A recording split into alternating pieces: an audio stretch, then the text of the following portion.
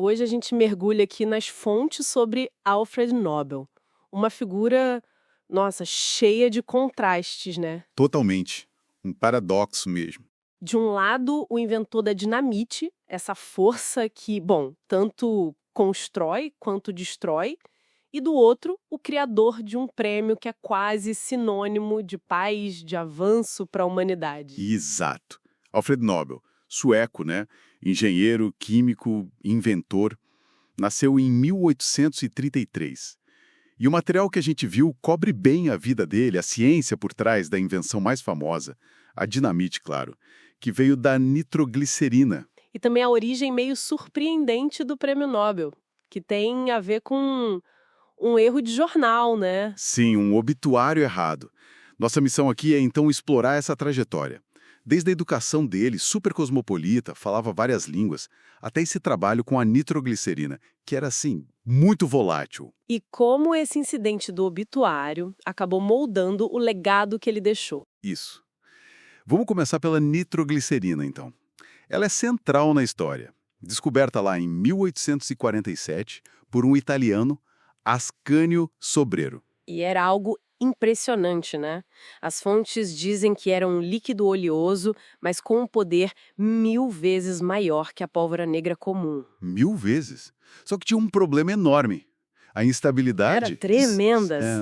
Absurda. Explodia por qualquer coisa, isso. Ao cair, com calor, com frio, às vezes parada. Exatamente. Vários países simplesmente proibiram o transporte, a fabricação. Era perigosa demais. Mas o Nobel, ele conheceu o Sobreiro em Paris e ficou fascinado. Ele viu o potencial ali, né? Onde todo mundo só via risco. Pois é. Potencial para engenharia, para mineração, era gigantesco. O desafio era esse. Como domar a nitroglicerina? Como usar isso de forma segura comercialmente? E essa busca não foi fácil. Teve um custo pessoal altíssimo para ele e para a família. Altíssimo. O acidente de 1864 foi terrível. Uma explosão na fábrica da família em Estocolmo. 5 pessoas morreram. Incluindo o irmão mais novo dele, o Emil. Nossa, sim, o Emil. E o pai deles, Emanuel, teve um derrame logo depois. Ficou paralisado. Imagina o choque. Que tragédia. Mas o Nobel, ele continuou, mesmo depois disso. Continuou. É impressionante a persistência, né? Mesmo abalado, ele levou os experimentos para um lugar mais isolado e seguiu em frente. E essa teimosia, digamos assim, levou à grande invenção em 1867. A dinamite. A dinamite. A sacada dele foi misturar nitroglicerina com uma terra porosa, chamada Kieselguhr, terra de diatomáceas. Ah, e isso transformou o líquido perigoso numa pasta. Exato. Uma pasta muito mais segura, mais estável, fácil de manusear.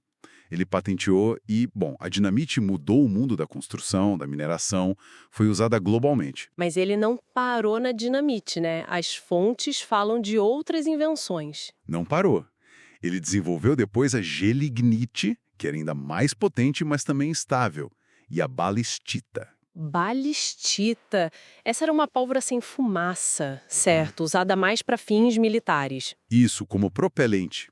E aí ele se envolveu mais ainda com a indústria de armamentos, comprou empresas como a Bofors.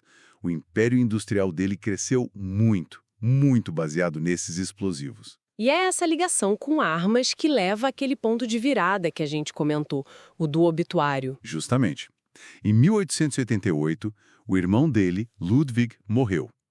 Só que o jornal francês se confundiu e publicou o obituário do Alfred. E a manchete era terrível, algo como: O mercador da morte está morto. Le marchand de la mort est mort. O artigo basicamente dizia que ele tinha enriquecido vendendo formas de matar pessoas mais rápido. imagina ler isso sobre você mesmo, ainda em vida. Deve ter sido um choque brutal. Um choque imenso.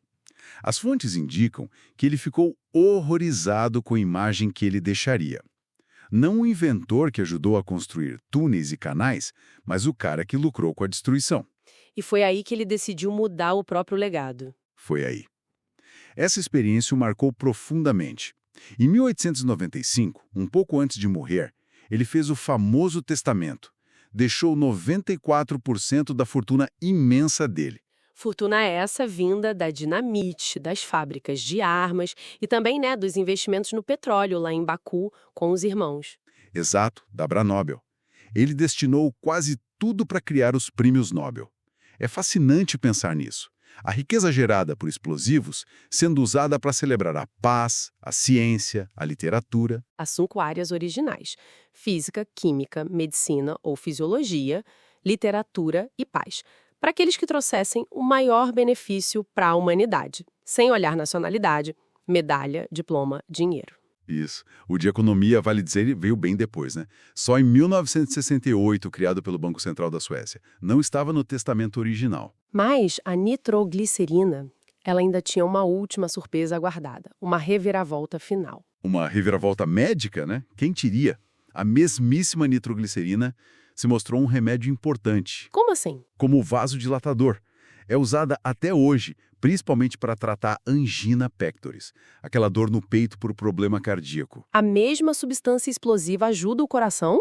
Como? É que no corpo, ela libera óxido nítrico, o NO. E esse óxido nítrico relaxa os músculos dos vasos sanguíneos. As artérias dilatam, o sangue flui melhor para o coração. Aliás, a descoberta desse mecanismo do óxido nítrico deu um Nobel de Medicina em 1998. Que incrível! Mas a ironia maior vem agora, né? O próprio Alfred Nobel. O próprio Nobel sofria de angina no final da vida. E os médicos receitaram nitroglicerina para ele. E ele? Ele se recusou a tomar. Ele lembrava, olha só, das dores de cabeça terríveis que os operários dele sentiam quando mexiam com a nitroglicerina. É um efeito colateral comum da vasodilatação. Ele não quis o tratamento. Que história! Alfred Nobel realmente é uma figura complexa. Cientista, empresário, a fortuna vindo de explosivos, mas o legado final buscando o oposto. Exato. E a própria nitroglicerina, de perigo incontrolável, a ferramenta de construção, base para armas e remédio. Uma jornada em tanto para uma molécula. Mas a história dele faz a gente pensar muito sobre inovação, né? Sobre responsabilidade. Os impactos de uma invenção podem ir muito além do esperado. Com certeza. Força uma reflexão sobre o tipo de marca que se quer deixar no mundo. Fica então a pergunta, né? O que será que move a inovação hoje? E como os criadores atuais podem lidar com o potencial comercial, os usos inesperados e o desejo de construir um legado positivo? Talvez olhando para essa reviravolta na história do Nobel.